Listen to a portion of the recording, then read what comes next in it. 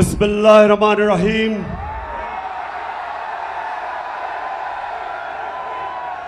इय्याका नअबुदु व इय्याका नस्तईन। अल्लाह तेरी इबादत करते और मौला सिर्फ तेरे से मदद मांगते हैं। सरगोदा माशाअल्लाह, सरगोदा मैंने कभी नहीं, अभी आता हूं डीजल पे, 26 साल की सियासत में मैंने कभी नहीं सोचा था कि सरगोदा में इतनी तादाद में इतने ज्यादा लोग मेरे जलसे पे आएंगे।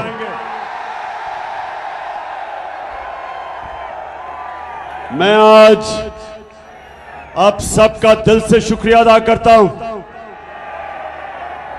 यहां नौजवान हैं, यहां हमारे बुजुर्ग भी हैं, यहां मेरे आईएसएफ के टाइगर भी हैं, लेकिन जो मुझे सबसे ज्यादा खुशी कि मेरी बहनें भी यहां हैं और इतने तादाद में जो कभी नहीं आई। मैं आप सबका शुक्रिया अदा करता हूं।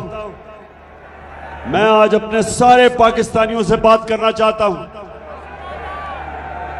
पढ़े लिखे, इंग्लिश मीडियम, उर्दू मीडियम, मेरे दीनी मदरसे के बच्चे, मेरे रेड़ी वाले, ठेड़ी वाले, मजदूर, किसान, सारे पाकिस्तान के सूबे और खास तौर पे आज जो सैलाब में मेरे पाकिस्तानी आज मुश्किलों में हैं, जो मुतासरीन हैं, मुझे पता है वो मुश्किल में है, लेकिन मैं आज यहां खड़ा होके उनको सिर्फ ये एहसास दिलवाना चाहता हूं कि सारी कौम आपके साथ खड़ी है और इंशाअल्लाह हम सब मिलके पूरी कोशिश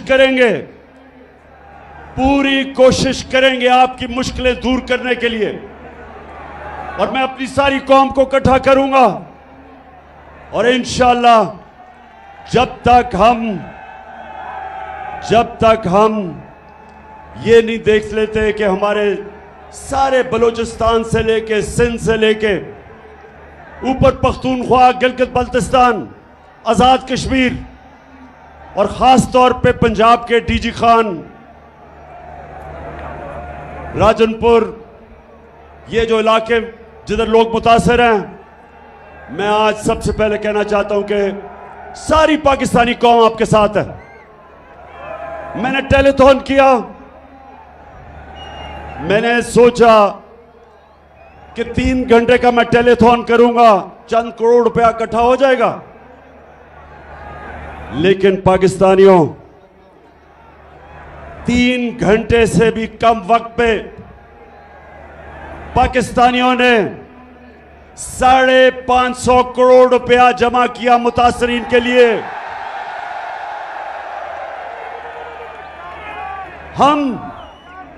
हम वो पाकिस्तानी कौम है जिसे खौफ खुदा है, जो नबी सल्लल्लाहु अलैहि वसल्लम की उम्मत है। ये वो कौम है जो समझती है कि अपनी आखिरत को बेहतर करने के लिए हमारे ऊपर ये फर्ज है कि हम उन लोगों की मदद करें जो मुश्किल में हैं। और मुझे इतना फख्र हुआ सरगोदा, मुझे इतना फख्र हुआ कि मेरे बैरून मुल्क पाकिस्तानियों ने जिस तरह दिल खोल के पैसा दिया, 550 करोड़ रुपया सिर्फ 3 घंटे के वक्त में उन्होंने पैसा जमा कर दिया। और मुझे इतने पैगाम आए कि इमरान खान, हम कोशिश करना चाहते थे लेकिन वो लाइनें सारी भरी हुई थी, ब्लॉक हुई थी।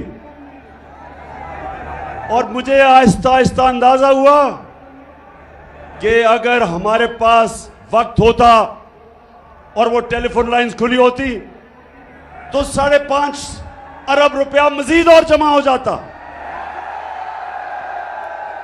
लेकिन फिक्र ना करो, मैं इंशाअल्लाह अब ये पैसे भी इकट्ठे करूंगा। प्रोग्राम बना रहा हूं कि किधर किधर हमने सबसे ज्यादा जरूरत है और पैसा खर्च करें। और मैं अपनी सारी कौम को भी आज दावत देता हूं कि जो भी मदद करना चाहे दुखी इंसानियत की, तो इंशाअल्लाह हम एक कंट्रोल रूम बनाएंगे और जो हमें कॉल करेगा हम बताएंगे कि ये फलानी जगह है, डीजी खान उधर अब मदद कर सकते हैं, या सिंध के अंदर, सिंध में तो सबसे ज्यादा नुकसान हुआ, तो उधर हम लोगों को भी बताते रहेंगे कि कैसे हम अपने जो सैलाब मुतासरीन हैं इनकी मदद कर सके। लेकिन एक अच्छा आईएसएफ, अभी आपने चुप करके सुनना है मेरी बात। आईएसएफ में डिसिप्लिन चाहिए मुझे। अच्छा जी, अब मैं वो इलेक्शन कमिश्नर सिकंदर सुल्तान, अगर ये सुन रहे हो तो तुम्हें पहली दफा अंदाजा हुआ कि फॉरेन फंडिंग क्या होती है।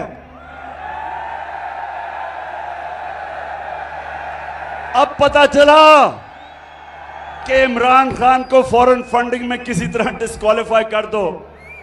ये देखी थी फॉरेन फंडिंग, ये ज्यादा पैसा बैरून मुल्क पाकिस्तानियों ने भेजा हमें, और ये वो पाकिस्तानी हैं। इंशाअल्लाह मैं आज अपनी सारी कौम के सामने कहना चाहता हूं कि इंशाअल्लाह एक दिन मैं अपने बैरून मुल्क पाकिस्तानियों को इकट्ठा करूंगा, और जो हमारा बैरूनी कर्जा है, जिसकी वजह से हमें आईएमएफ की गुलामी करनी पड़ती है, जिसकी वजह से हाथ फैलाने पड़ते हैं लोगों मुल्कों के सामने कि जी हमें पैसा दे दो, इंशाअल्लाह बैरून मुल्क पाकिस्तानियों को मैं मोबिलाइज करूंगा, ऐसी स्कीम्स लेके आऊंगा। ये मेरा ईमान है कि हम ये जो इस मुल्क के लुटेरों ने कर्जा चढ़ाया हमारे मुल्क में, मुल्क को लूट लूट के पैसा बाहर ले गए, और जो हमारे ऊपर ये कर्जे का बोझ, जिसकी वजह से हमारी इज्जत जाती है जब हम लोगों के सामने, मुल्कों के सामने हाथ फैलाते हैं, ये बैरून मुल्क पाकिस्तानी इंशाअल्लाह हमारी मदद करेंगे कर्जा उतारने के लिए, और इस कौम को अपने पैर पे खड़ा करके एक खुददार कौम बनने के लिए।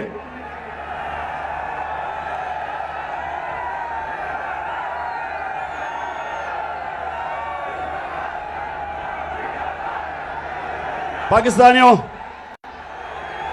और सरगोदा के बाशऊर मेरे शहरियों, वैसे मैं कभी नहीं समझता था इतनी तादाद में सरगोदा के लोग निकलेंगे।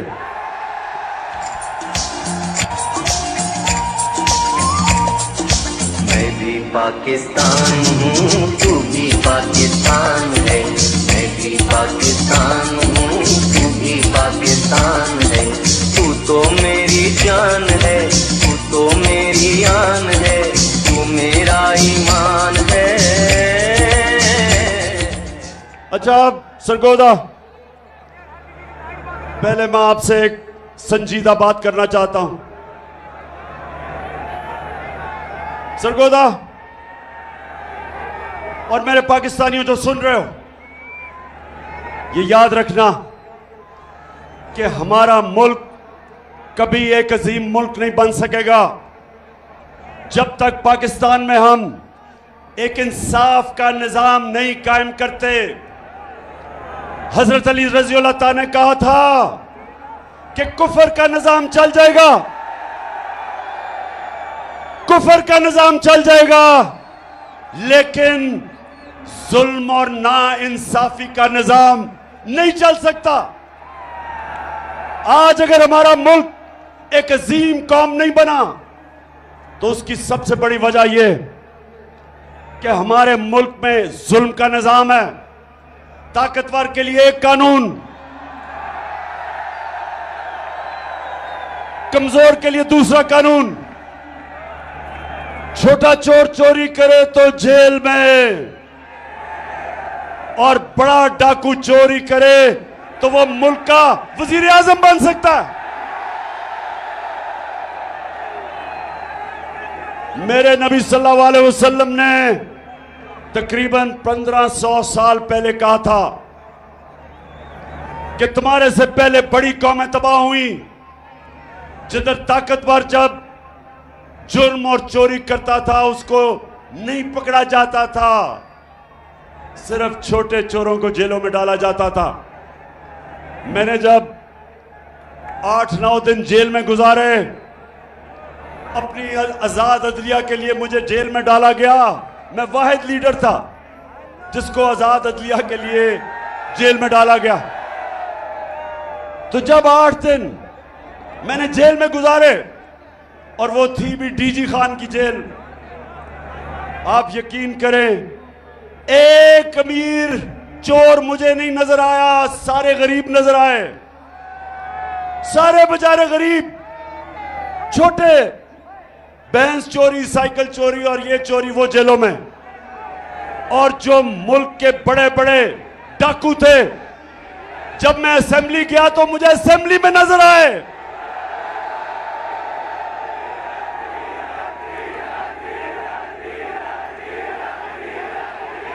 बिल्कुल ठीक कह रहे हो। उन लुटेरों में से एक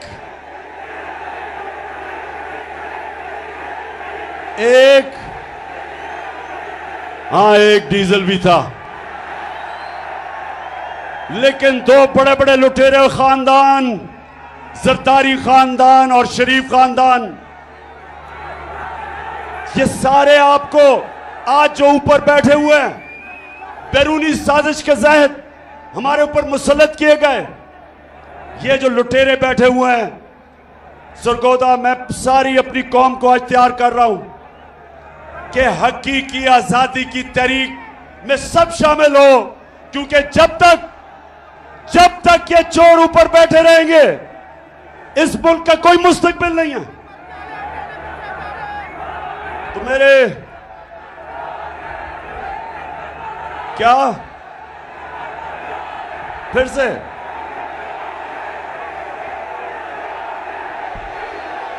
उसको तो रोक लो, तब्दीली आई रे, तब्दीली आई रे, तब्दीली आई रे। भूखा लगर धोखा देता है दुहाई रे, तब्दीली आई रे। अच्छा सरगोदा, बैरूनी साजिश हुई, अमेरिका को अपने गुलाम चाहिए थे, चेरी ब्लॉसम जूते पॉलिश करने वाला हाजिर हो गया, साथ डीजल तो पहले ही तैयार बैठा था, और उसके बाद जो इस वक्त इस मुल्क की सबसे बड़ी बीमारी जरदारी की पता क्या बीमारी है? जरदारी की बीमारी यह है कि वो जब नोट देखता है ना, वो पैसे देखता है, उसका जिस्म, उसकी कांपें टांगनी शुरू हो जाती है, उसकी मूछें ऊपर नीचे जानी शुरू हो जाती है, उसको बीमारी है। उसको यकीन, मैं आपको यकीन बनाऊं, उसको पता भी नहीं कि 30 साल में उसने कितना पैसा चोरी किया पाकिस्तान का और मुल्क से बाहर ले गया, लेकिन अभी भी बीमारी है, चला जाता नहीं है, लेकिन पैसे के पीछे अभी भी जान देने के लिए तैयार है। तो ये तीनों इकट्ठे हो गए, मिल गए, इनके साथ और साजिशी बैठे हुए थे पाकिस्तान में, बैरूनी साजिश। इन चोरों को हमारे ऊपर मुसल्लत किया गया और इन्होंने कहा कि अब इमरान खान की सियासत खत्म, अब ये फिर से हम इनके बच्चों की नीचे हम इनकी गुलामी करेंगे। लेकिन कुरान में अल्लाह कहता, एक प्लान इंसान बनाता है और एक प्लान अल्लाह बनाता है। और कामयाब सिर्फ एक प्लान होता है अल्लाह का। अल्लाह का प्लान ही कुछ और था। अल्लाह ने लोगों के दिल मोड़े। कौम जिस तरह अब निकल रही है, लोग तो यहां मिठाइयां बांटते थे जब गवर्नमेंट जाती थी, तो जिन्होंने साजिश की थी वो हक्के बक्के रह गए। कौम सड़कों पे आ गई, खुद निकलना शुरू हो गए। नौजवान तो पहले ही तैयार थे, लेकिन पाकिस्तान की पहली दफा आजादी के बाद पहली दफा हमारी ख्वातीन भी इस तहरीक में शिरकत किया उन्होंने, बल्कि स्कूल के बच्चे भी शिरकत कर रहे हैं। तो उसके बाद इन्होंने जुल्म किया हमारे पे। 25 मई को इन्होंने हमारे पे जुल्म किया। इन्होंने पुलिस और रेंजर्स ने फैमिलीज के ऊपर, ख्वातीन के ऊपर इन्होंने जिस तरह की शेलिंग की, खौफ फैलाया, FIRs काटी मेरे ऊपर। मैं तो भूल ही गया हूं कितनी FIR है, कोई 17 तो कट चुकी है। इन्होंने समझा कि अब ये डर के बैठ जाएंगे। इनको बताया गया कि ये तो जी मम्मी डैडी हैं, ये तो खड़े ही नहीं हो सकते। तो पहला झटका पड़ा इनको जब 17 जुलाई को पंजाब का इलेक्शन आया, बाय इलेक्शन। हर हरबा इस्तेमाल किया। इलेक्शन कमीशन ने पूरा जोर लगाया, धांधली के रिकॉर्ड तोड़े, पुलिस का इस्तेमाल किया। इस सब के बावजूद हमजा कुकड़ी को फारग करना पड़ा। अब जब ये इलेक्शन हार गए,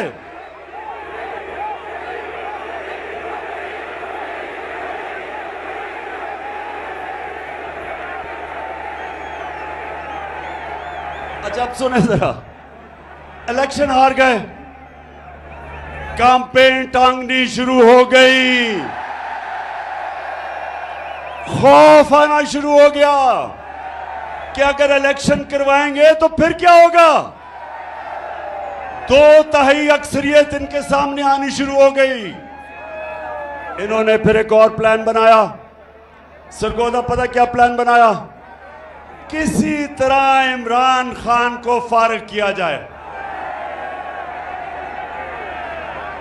किसी तरह इसको इलेक्शन से टेक्निकली नॉकआउट किया जाए, क्योंकि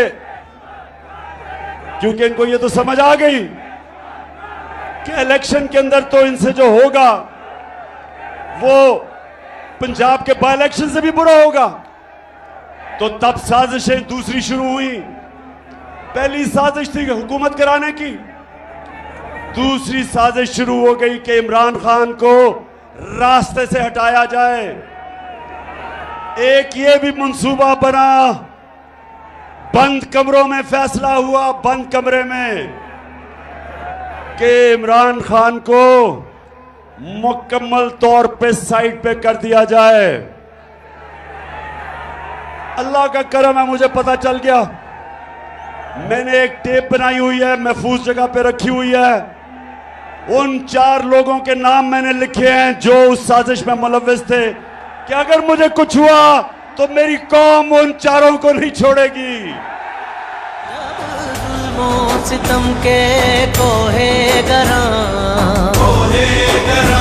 रूई की तरह उड़ जाएंगे। फिर वो जो इनका पालतू इलेक्शन कमिश्नर, उसको कहा कि इसको इमरान को डिस्क्वालीफाई किया जाए। फॉरेन फंडिंग, और फॉरेन फंडिंग तो देख ही लिया थी परसों रात को कि फॉरेन फंडिंग होती क्या है। और उसके बाद तोशाखाना, और इंशाल्लाह मैं चैलेंज करता हूं कि तोशाखाना का केस सुना जाए, ओपन हियरिंग में सुना जाए। और जब मेरा केस सुना जाए, और मुझे पता है कि उस केस में ये जो कोशिश कर रहे हैं ये जलील होंगे, लेकिन मैं चाहता हूं उसके बाद हर कोई जिसको तोशाखाना से गिफ्ट्स मिली हैं, सबका सुना जाए, जरदारी का भी, शरीफ का भी, यूसुफ रजा का भी, और सारी कौम को पता चल जाएगा, दूध का दूध पानी का पानी हो जाएगा। वो हो गया दो। फिर काबे से सब बुत उठवाए जाएं। फिर इन्होंने एक और चीज सोची कि किसी तरह इमरान खान को जेल में डाला जाए। पहले इन्होंने, अब ये जरा सुने, 27वीं रमजान को सुने, जरा ऐसे गौर से सुनो। 27वीं रमजान को हम शब दुआ बना रहे थे, हम अल्लाह से दुआ मांग रहे थे अपने मुल्क के लिए। हमें क्या पता था कि उस दिन चेरी ब्लॉसम और ये अपनी टीम लेके मदीना चला जाएगा, हमें तो पता ही नहीं था। जब शब दुआ खत्म हुई तो पता चला कि मदीना में इनको चोर चोर के नारे लग गए।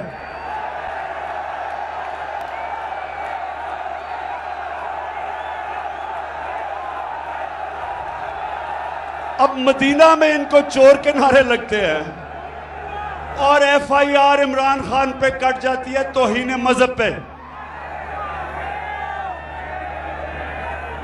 और मेरे पे और हमारे कई लीडर्स पे छप तौहीन मजहब की FIR कट जाती है। मदीना में नारे कोई लगाता है, FIR हमारे पे कट जाती है।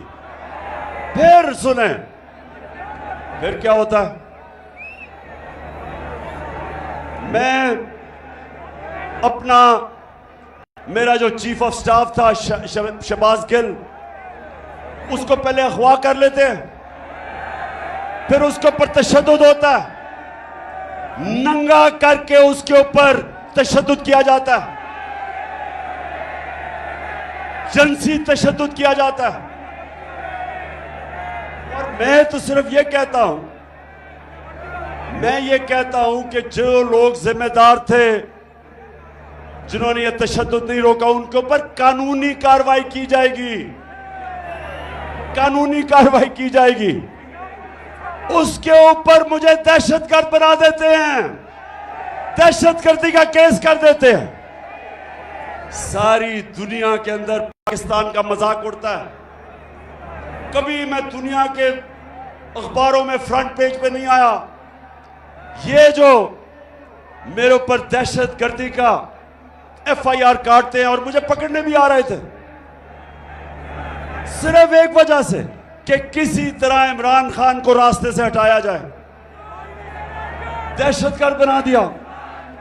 वो शहबाज गिल का किसी ने नहीं पूछा कि कौन सी दुनिया का महजब माशरा इजाजत देता है कस्टोडियल टॉर्चर को। उस बेचारे कैसे जो करते हैं, उसका जो ज़हनी दबाव उस पर पड़ता है। तस्वीरें उसकी चल रही हैं सोशल मीडिया पे, जो जुल्म किया जाता है उससे। और यही नहीं रुकता, एक सहाफी जमील फारूकी, उसको भी पकड़ के उठा लिया जाता है, उसको भी नंगा किया जाता है, उस पर भी तशद्दुद किया जाता है। और फिर हमारा सिंध का ऑपोजिशन लीडर हलीम आदिल शेख, उसके ऊपर 27 FIR काटी जाती हैं। सिंध असेंबली का ऑपोजिशन लीडर, वो एक केस से निकलता है दूसरे में जेल में डाल देते हैं, उसके ऊपर तशद्दुद करते हैं। और जब सारी कौम ये जब तमाशा देखती है और इंसाफ मांगती है, तो ये नून लीग वाले कहते हैं कि इमरान खान को डिस्क्वालीफाई करना चाहिए।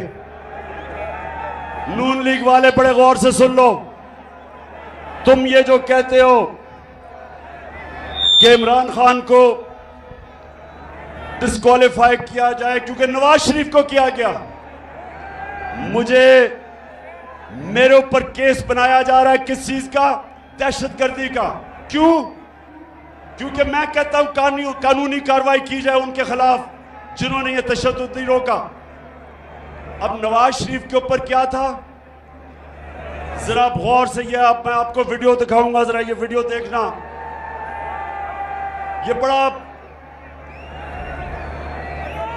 ये वो वीडियो देखेंगे आराम एक अभी अब रोको। ये जो वीडियो मैं ताकि देख आप खुद अपनी आंखों से देखें कि इस मुल्क से हो क्या रहा है। नवाज शरीफ 3 दफा मुल्क का प्राइम मिनिस्टर था, 3 दफा। उसका 4 महंगे तरीन लंदन के अंदर अरबों रुपए के ये महल खरीद लेता है, लंदन के सबसे महंगे इलाके में। तो मैं जब पूछता हूं इनसे आज से 10 साल पहले कि जनाब ये किधर से पैसा आया महलों का, तो ये जरा आप सुने, ये आज से 10 साल पहले की गुफ्तगू है, सुने जरा ये।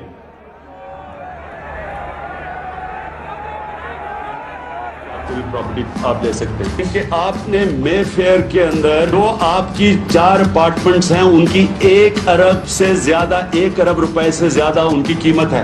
अब 4.5 अरब तक पहुंच गई है उनकी कीमत। आपने अपनी जो टैक्स में टोटल आमदनी बताई है 94 में 1.5 लाख रुपए है। मुझे ये बताएं कि आपने अरबों रुपए की मे फेयर में प्रॉपर्टी खरीदी कैसे? एक मिनट, अब ये 10 साल पहले था, ये 10 साल पहले था। अब इसके जवाब में शहबाज शरीफ चेरी ब्लॉसम का बेटा, अब ये सुने, ये सलमान शहबाज क्या कह रहे हैं, जरा ये सुने आप। बात ये है कि जिन अरबों रुपए की मे फेयर की प्रॉपर्टीज की ये बात कर रहे हैं, ये तो पहले पता नहीं है। बताएं कौन सी प्रॉपर्टीज है, लाएं, दिखाएं, उसका कोई प्रूफ लाएं। बात ये है कि सुन लिया, कहता किधर है ये प्रॉपर्टीज, लगाएं, बताएं, सबूत दें।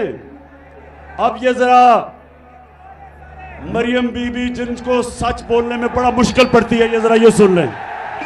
इस तरह मुझे लगा कि आप लोगों को बेवकूफ नहीं बना सकते। मेरी सेंट्रल लंदन में प्रॉपर्टीज तो दूर की बात है, मेरी पाकिस्तान में भी कोई प्रॉपर्टी नहीं है। मैं अपने वालिद के साथ है और मुझे समझ नहीं आई कि मेरी और मेरी वालदा की और बहन भाइयों की प्रॉपर्टीज ये कहाँ से निकाल के ले आए हैं। मेरे नाम पाकिस्तान में कोई प्रॉपर्टी नहीं है, ये तो इंग्लैंड की बात है।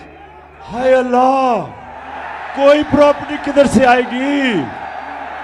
मुझे तो एहसास प्रोग्राम में डाल दो, मेरे पास तो है ही कुछ नहीं। मरियम बीबी, वैसे मैं ये बताऊं, जितने सीधे मुंह से आप झूठ बोलती है मैंने कभी किसी को नहीं सुना। अच्छा जी, आप जरा अब ये सुन लिया आपने। अब ये थी चीजें आज से 8 साल पहले, ये जबकि कोई प्रॉपर्टी नहीं है। अब इनको नहीं पता कि अल्लाह अल हक है, सच का खुदा है, उसका वादा है कि कोई दुनिया में नहीं जाएगा जब तक सच सामने नहीं आता। तो अब जरा ये देखें कि पीछे हुआ क्या। नवाज शरीफ, मरियम नवाज, हसन नवाज और हुसैन नवाज के बैरून मुल्क खुफिया असासों का इंकशाफ। पनामा लीक्स ने बैरून मुल्क खुफिया दौलत का भांडा फोड़ दिया।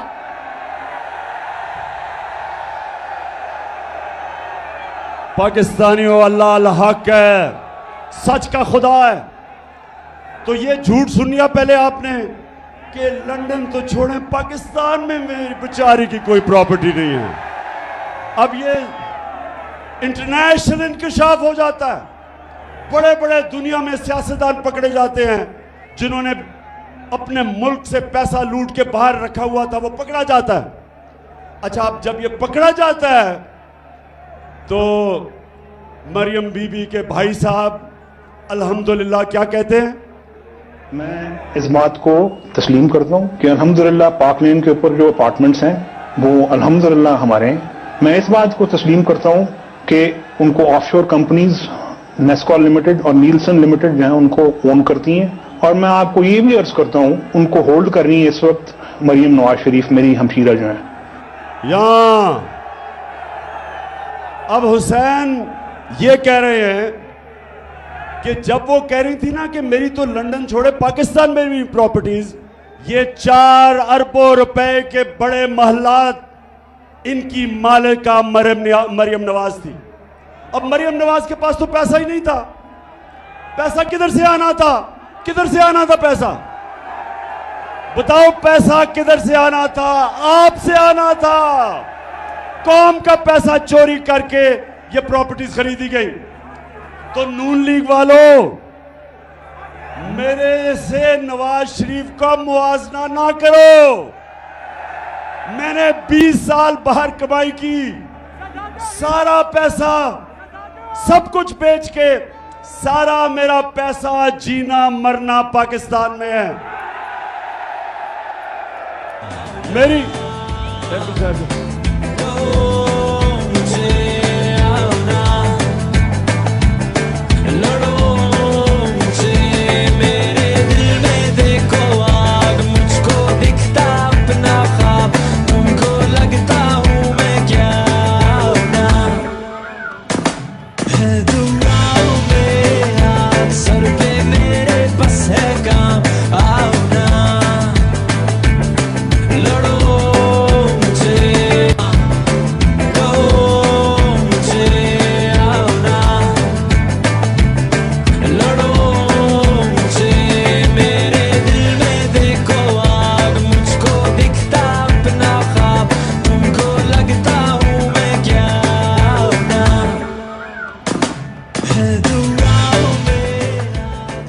अच्छा जी, अच्छा अब एक तरफ और मेरी बहनों, आपने गौर से सुनना है कि जब एक कौम की ख्वातीन जाग जाएं तब असल में इनकलाब आता है, क्योंकि घरों में इनकलाब आ जाता है। अब हालात ये हैं कि बाप नून लीग में है, पीछे से बीवी बच्चे सारे पीटीआई में, क्योंकि ख्वातीन के अंदर ना अल्लाह ने एक रेडार डाला हुआ है। रेडार वो है सच का रेडार। औरतें बड़ी जल्दी सच पे पहुंच जाती हैं। क्यों? इसलिए कि जब बच्चा पैदा होता है तो वो तो नहीं बोल सकता, तो वो मां जो होती है बच्चे की शक्ल से पहचान जाती है कि बच्चे को किस चीज की जरूरत है। वो शक्ल से समझ जाती है। वो जब ये नून लीग के चेहरे देखती है और जरदारी के, उसको पता है कि ये चोर है। अच्छा, तो एक तरफ तो पैसा इस मुल्क का चोरी करके ये और जरदारी खानदान और शरीफ मुल्क से बाहर आपका पैसा चोरी करके, ये जो फ्लैट खरीदे गए हैं ये आपके पैसे से खरीदे गए हैं। और इसलिए मैं 26 साल से जहाद कर रहा हूं इनकी करप्शन के खिलाफ। क्योंकि करप्शन क्या होती है, चोरी और करप्शन में क्या फर्क है? आईएसएफ, चोरी और करप्शन में क्या फर्क है? चोरी होती है जब आपके घर में जाके कोई चीजें चोरी करता है, उसको चोरी कहते हैं। करप्शन होती है जब कौम का पैसा चोरी किया जाता है, जब आप सबका पैसा जो स्कूलों पे लगना, जो अस्पतालों पे लगना है, जो सड़कों पे, जो मुल्क के बिजली बनाने में, जो चीजें सस्ती करने में पैसा होता है, वो चोरी में मुल्क से बाहर चला जाता है। इसलिए करप्शन कौमों को तबाह कर देती है। चोरी तो सिर्फ एक इंसान को नुकसान पहुंचाती है, करप्शन मुल्क तबाह कर देती है। तो ये क्यों चोरी करके पैसा बाहर भेजते हैं? ऐसे बताओ क्यों पैसा बाहर भेजते हैं? क्योंकि अरबों रुपया आप अपने बिस्तर के नीचे नहीं रख सकते। अरबों रुपया अगर आप मुल्क में रखेंगे तो लोग पूछेंगे किधर से पैसा आया। इसलिए चोरी करके मुल्क से बाहर पैसा भेजते हैं, तो अपना पैसा बाहर। और आजकल चेरी ब्लॉसम शहबाज शरीफ लोगों के पास जा रहा है। बड़ी तकलीफ है इसको मुतासरीन की। जहाजों से चीजें फेंकी जा रही हैं सिर्फ तस्वीरें खिंचाने के लिए। शहबाज शरीफ, अगर तुम सीरियस हो तो अपने और भाई और जरदारी को कहो आधा भी अपना पैसा वापस ले आओ, तो हम कितनी मदद कर सकते हैं सैलाब मुतासरीन की। अच्छा, अब जरा ये सुने, शहबाज शरीफ जब से आया है मुल्क को शर्मिंदगी पे शर्मिंदगी उठानी पड़ रही है। जरा ये सुने क्या कहता है। मैं सऊदी अरब से होके आया हूँ, मैं यूएई के होके, अभी मैं तुर्की होके आया हूँ, और मैंने उन भाइयों को कहा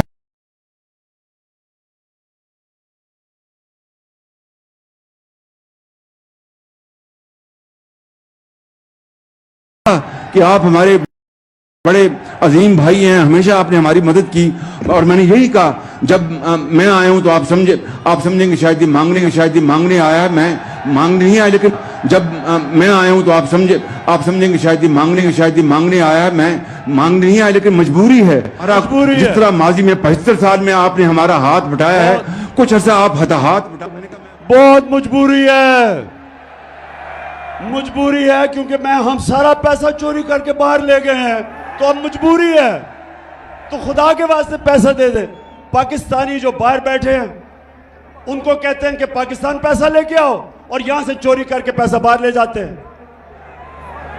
नौजवानों, कोई मुझे बताएं, आज मुझे कोई दुनिया का सरबराह बताएं, बनाना रिपब्लिक्स का नहीं, जो कि मुल्क तरक्की याफ्ता मुल्क है, मुझे एक सरबराह बताएं जो पॉलिटिक्स कर रहा है अपने मुल्क में और उसका पैसा भी बाहर पड़ा है, उसके बच्चे अरबों रुपए के घरों में रहते हैं, और जब उनसे पूछें कि पैसा किधर से आया था घर खरीदने का, तो कहते हैं हम तो जवाबदेही नहीं, हम तो पाकिस्तान के शहरी नहीं हैं। इनको हमारे पे मुसल्लत किया गया, इसलिए मैं आपके पास आया हूं कि पाकिस्तानी कौम, आपने मेरे साथ खड़ा होना है और हमने हकीकी आजादी इन लोगों से छीननी है। फिर से तू अड़ जा, फिर से तू डट जा, फिर से वो बल्ला घुमा,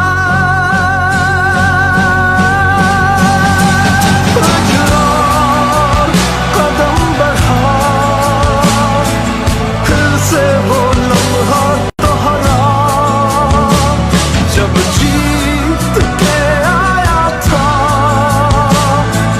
फिर से वतन को जिता, एक और कदम बढ़ा। सरगोदा, अब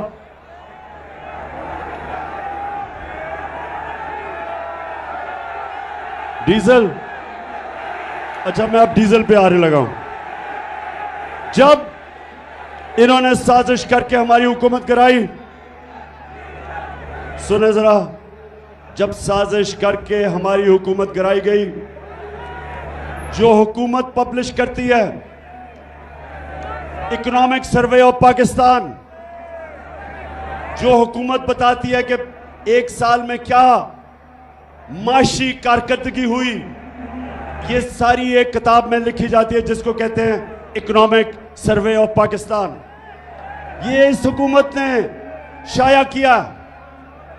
इसके मुताबिक, सरगोदा जरा ये गौर से सुने, नौजवान आपकी तवज्जो खास तौर पे चाहिए।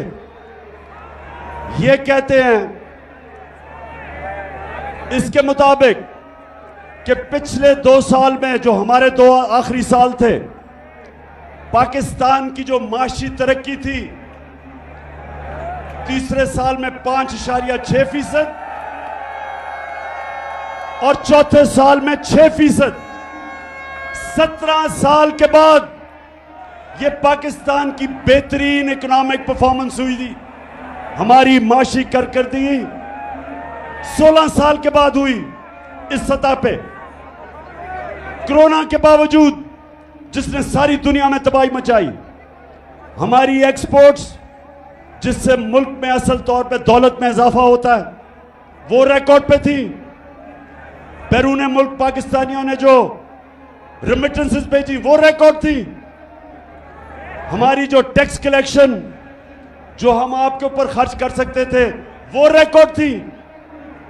हमारी 4 फसलें 2 साल रिकॉर्ड पैदावार हुई।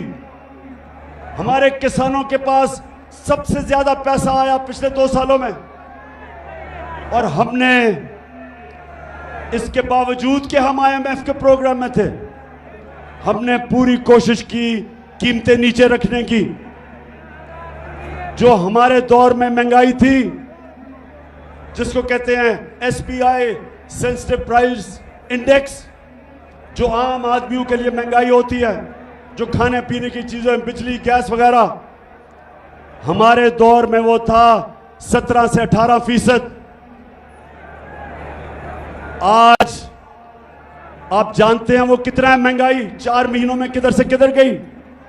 हम जब छोड़ के गए थे तो 17 और 18% के बीच में थी। सरगोदा आज 45% से ऊपर चली गई है। 3 गुना महंगाई बढ़ गई है। आज जो बिजली के बिल देने आए थे लोग, पूछे जिन जिन्होंने बिजली के बिल दिए हैं, जरा हाथ खड़ा करके बताएं बिजली के बिल दिए हैं। बताएं मुझे कि जब बिजली के बिल दे रहे थे तो 2 गोलियां डिस्प्रिन की भी साथ खानी पड़ी, धचका पड़ा। और ये वो लोग थे जो कह रहे थे कि इमरान खान ने बड़ी महंगाई की। मैं तो आज पहले तो अल्लाह तेरा शुक्र अदा करता हूं, तू अल्लाह हक है। लेकिन वो जो टीवी चैनल्स, मैं जरा आज वो लफाफे वाले लोग, लफाफे सहाफी, पैसे लेके मीडिया चैनल वाले, आज जमीर फरोश मीडिया वालों, जरा लोगों से तो पूछो उनके ऊपर क्या गुजर रही है आज। अब पूछो कि वो बिजली का बिल दें या स्कूल की फीस दें या वो बच्चों के लिए खाना लेके आए। 45% से आगे बढ़ गई है महंगाई, 3 गुना ज्यादा। और ये भी सुन लें, जब हमारी हुकूमत थी तो सबसे वो हमने काम किए जो पाकिस्तान की तारीख में नहीं हुए। हम हेल्थ कार्ड लेके आए, हेल्थ इंश्योरेंस हर खानदान को, पंजाब में और पख्तूनख्वा में हर खानदान को 10 लाख रुपए का हेल्थ इंश्योरेंस कि किसी भी अस्पताल में जाके इलाज करवा सकते थे। पहली दफा आम आदमी प्राइवेट महंगे अस्पतालों में इलाज करवाता था। मेरे दोस्त डॉक्टर्स हॉस्पिटल वाला कहता आज से 4 महीने पहले कि इमरान खान, ये पहली दफा हमने आपकी हेल्थ इंश्योरेंस पे एक आम किसान का हार्ट ऑपरेशन किया, पहली दफा। तो ये कभी पहले नहीं हुआ। हेल्थ इंश्योरेंस एहसास प्रोग्राम हम लेके आए। हमने सूद के बगैर कर्जे दिए गरीबों के लिए, 20 लाख खानदानों के लिए, कि हमने उनके घरों के लिए सूद के बगैर कर्जा दिया। पूरी कोशिश थी नीचे से लोगों को ऊपर उठाया जाए।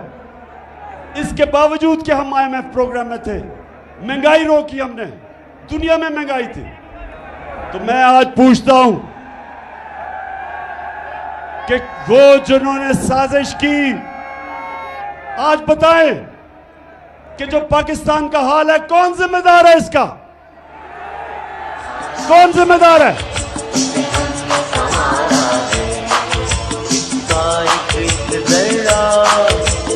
जान से प्यारा है इसका एक जरा, जान से प्यारा है ये देश, ये देश, ये देश हमारा है। मैं आज ये सवाल पूछता हूं, मैं पाकिस्तानी होते हुए सवाल पूछता हूं कि जब हमारा मुल्क सही रास्ते पे लगा हुआ था, तरक्की की तरफ जा रहा था, जो क्रेडिट रेटिंग थी पाकिस्तान की, मूडीज की, फिच की, सेटिस्फैक्टरी थी, कौन सी क़यामत आई थी कि हमारी गवर्नमेंट गिरा के और इन चोरों को ऊपर मुसल्लत करो? कौन जिम्मेदार है इसका? और बजाय आज कल के दिनों में कि ये सोचो कि ये मुल्क को तबाही की तरफ लेके जा रहे हैं। इस वक्त माइशत नीचे जा रही है, फैक्ट्रियां बंद हो रही हैं, एक्सपोर्ट्स कम हो रही हैं, बैरून मुल्क पाकिस्तानी कम रेमिटेंसेस भेज रहे हैं। आज मैं पूछता हूं कि जिस तरफ ये मुल्क को लेके जा रहे हैं, क्या किसी को फिक्र नहीं अपने मुल्क की, जिनके पास ताकत है फैसला करने की, इसको मुल्क को इस दलदल में से निकालने की? सिर्फ एक रास्ता है, साफ और शफाफ इलेक्शन करवाओ, उसके अलावा कोई दूसरा रास्ता नहीं है। और मैं आज ये भी कहना चाहता हूं कि जिस तरह मुझे दीवार से लगाया जा रहा है, कभी दहशतगर्दी के केस और कभी तौहीन मजहब के केस और कभी किस किस्म की FIR मेरे लोगों के ऊपर किया जा रहा है। हलीम आदिल को जो जुल्म किया जा रहा है, ये जरदारी डाकू जो उसके ऊपर जुल्म कर रहा है, सिंध में ऑपोजिशन लीडर होते हुए जो शहबाज गिल से हुआ, जो हमारे ऊपर FIRs के अलावा धमकियां दी जा रही हैं, टेलीफोन करके लोगों को डराया जा रहा है, जो सहाफी लगता है कि हमारी फेवर कर रहा है या हमारे लिए आवाज बुलंद कर रहा है, उनके खिलाफ एक्शन लिया जाता है। अरशद शरीफ जैसे एक ऐसा सहाफी जिसको सब जानते हैं कि एक अपने ज़मीर के मुताबिक लिखने वाला, उसको ARY प्रेशर डाल के निकाला गया, साबिर शाकिर को निकाला गया, इमरान रियाज के ऊपर उसको जेल में डाला गया, FIR कटवाई गई, जमील फारूकी को जो उन्होंने किया उससे, और उसके अलावा अयाज अमीर और समी इब्राहिम जैसे दानिश्वर, उनको जो जलील करने की कोशिश की गई, सिर्फ एक वजह कि किसी तरह इमरान खान की कोई हिमायत ना करे, उसके लिए कोई लिखे ना, कोई मीडिया उसको दिखाए ना। सिर्फ एक वजह से सारे केसेस किए जा रहे हैं, एक वजह से कि किसी तरह इमरान खान को रास्ते से हटा के और इन चोरों को इलेक्शन जिताया जाए। तो मैं पाकिस्तानियों, आखिर में मेरी अब जरा बात सुने। देखें, 20 साल मेरी जिंदगी खेलों की ग्राउंड पे गुजरी। 20 साल, शायद ही कोई इतनी देर इंटरनेशनल क्रिकेट खेला हो। 10 साल मैं कप्तान था, और कप्तान इतनी देर क्रिकेट खेल के मुझे मैच के दौरान पता चल जाता था कि कब अब जो मुखालिफ है वो मैच हार गया। मैच के दौरान मैं समझ जाता था, एक वक्त आ जाता था कि मुझे ये एहसास हो जाता था कि अब ये जो मर्जी भी मेरा मुखालिफ करे, अब ये नहीं जीत सकता। ये सारी ऑपोजिशन, ये जो गवर्नमेंट में बैठे हुए हैं चोर, मैं आज इनको पैगाम दे रहा हूं कि वो टाइम आ गया कि जो मर्जी हरबा आप इस्तेमाल कर ले, अब ये मैच नहीं जीत सकते आप।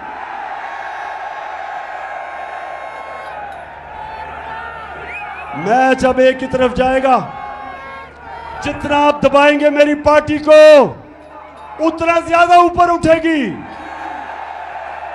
जितना आप मीडिया से उसको दबाएंगे, ये इस तरह सरगोदा स्टेडियम, सरगोदा की तारीख में इस तरह स्टेडियम में लोग नहीं आए जिस तरह आज आए हैं। जो मर्जी कर ले, ये मैच अब हार गए। अब आप जो भी करेंगे मुल्क को नुकसान पहुंचाएंगे। मुल्क का सोचे, जाती मफादात का ना सोचे। जो अपने छोटे छोटे फायदे सोच रहे हैं, मुल्क को नुकसान पहुंचा रहे हैं। कौम का सोचे, 22 करोड़ पाकिस्तानियों का सोचो। ये लोगों का मुस्तकबिल, अपने बच्चों का मुस्तकबिल, इनके मुस्तकबिल का सोचो।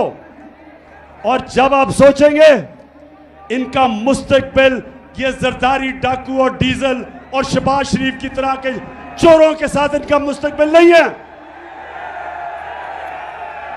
इनका मुस्तकबिल है कि कौम साफ और शफाफ इलेक्शन से फायदा खुद फैसला करे कि कौन सी क़यादत इस कौम को चाहिए, और यही एक रास्ता है। और ये जितना भी मुझे दीवार से लगाएंगे, याद रखें कि मैं तो वो कप्तान हूं। जितना आप मुझे दीवार से लगाएंगे, मैं तो और लड़ूंगा, मैं तो और मुकाबला करूंगा। और ये ही ना हो जाए कि मुझे इतना आप दीवार से लगाएं कि मैं सारी कौम के सामने उन सारी लोगों की शक्लें रख दूं जिन्होंने अपने मफादात के लिए इस मुल्क को इस मुश्किल में डाला। मुझे उधर तक ना धकेलो। 4 महीने से मैं सब्र कर रहा हूं, मैं अपने मुल्क के लिए सब्र कर रहा हूं। मेरे लिए इस वक्त कौम मेरे साथ खड़ी है। गिलगित बल्तिस्तान में तहरीक इंसाफ, पख्तूनख्वा में तहरीक इंसाफ, पंजाब में, आजाद कश्मीर में, तो मैं जब चाहूं इस्लामाबाद को बंद कर सकता हूं, लेकिन अपने मुल्क के लिए नहीं कर रहा, माशी हालात की वजह से नहीं कर रहा। और अब सैलाब आ गए, लेकिन मैं फिर से आखिर में कहता हूं, मुझे उधर तक ना धकेलो। मैं वो हूं, वो जितना आप कोशिश करेंगे मुझे प्रेशर में ला के, डरा के, धमका के, FIRs काट के, मैं उतना और जोर से आपका मुकाबला करूंगा। सरगोदा, मैं आपको आज दिल से शुक्रिया अदा आपका करता हूं, जो आज आपने जिस जुनून से यहां इस गर्मी में आप आए। मैं अपनी सारी सरगोदा की टीम, आमिर कियानी प्रेसिडेंट यहां के, और जितने मेरे MPs, मेरी टीम, मैं आज आप सबको मुबारक देता हूं जबरदस्त जलसे की। पाकिस्तान जिंदाबाद।